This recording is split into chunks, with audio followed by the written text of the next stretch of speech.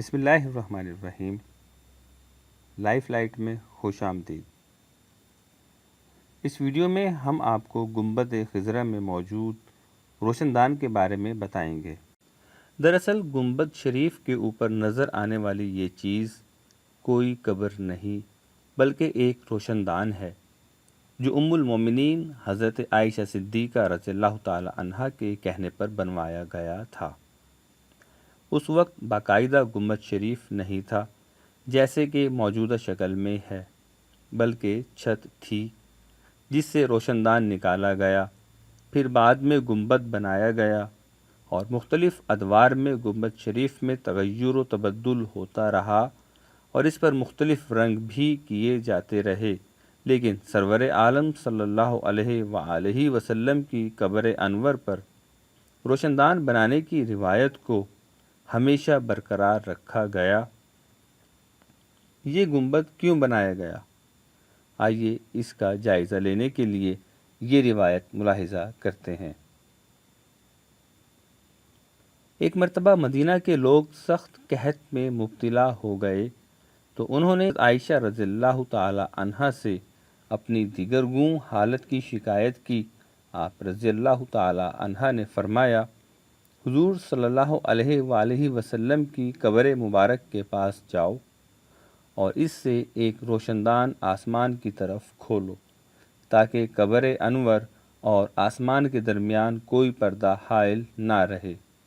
راوی کہتے ہیں کہ ایسا کرنے کی دیر تھی کہ اتنی زوردار بارش ہوئی جس کی وجہ سے خوب سبزہ اگ آیا اور اونٹ موٹے ہو گئے، بس اس سال کا نام ہی عام الفتق یعنی سبزہ و کشادگی کا سال رکھ دیا گیا۔ حوالہ نوٹ کیجئے، سنن دارمی جلد اول حصہ 56 اور رقم 92۔ نمبر 2، الوفا با احوال دار المصطفیٰ ابن جوزی 817 رقم 1534۔ اور نمبر 3، شفاء السقام فی زیارت خیر الانام 128۔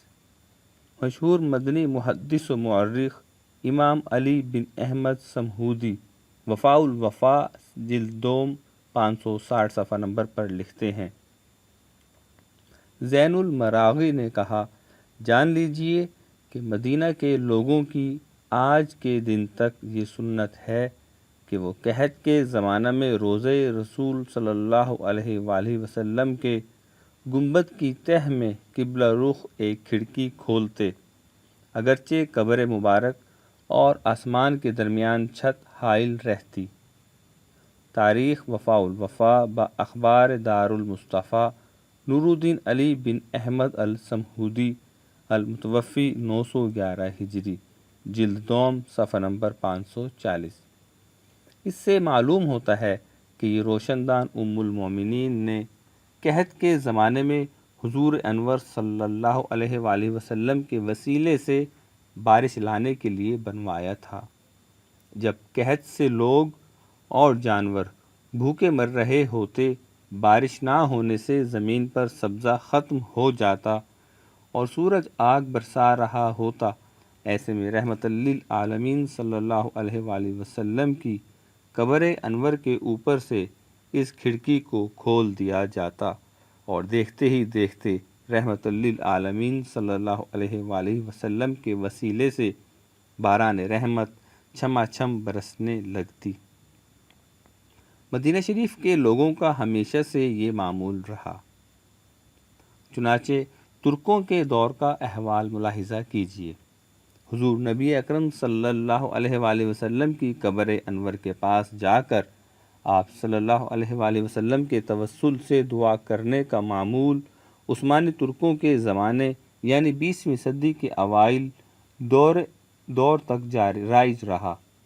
وہ یوں کہ جب قحط ہوتا اور بارش نہ ہوتی تو اہل مدینہ کسی کم عمر سید زادہ کو وضو کروا کر اوپر چڑھاتے اور وہ بچہ اس رسی کو کھینچتا جو قبر انور کے اوپر سیدہ عائشہ صدیقہ رضی اللہ تعالی عنہا کے فرمان کے مطابق سوراخ کے ڈھکنے کو بند کرنے کے لیے لٹکائی ہوئی تھی۔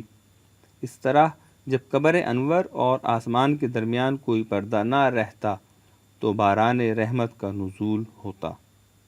آج جب کہ پوری ملت اسلامیہ بلکہ عالم انسانیت بڑی ہی سخت بیماری کی زد میں ہے، لہٰذا ایسی ناگفتہ بے حالت میں رحمت للعالمین صلی اللہ تعالیٰ علیہ وآلہ وسلم کے روضہ اطہر کی طرف لو لگا کر آقا کریم صلی اللہ تعالیٰ علیہ وآلہ وسلم کے توسل سے رب العزت جل جلالہ سے دعا مانگنی چاہیے، بلکہ ممکن ہو تو روشن دان کھول کر یہ عرض گزار ہونا چاہیے کہ کھول دیں اپنا باب رحمت، آقا ہم سے بھول ہوئی۔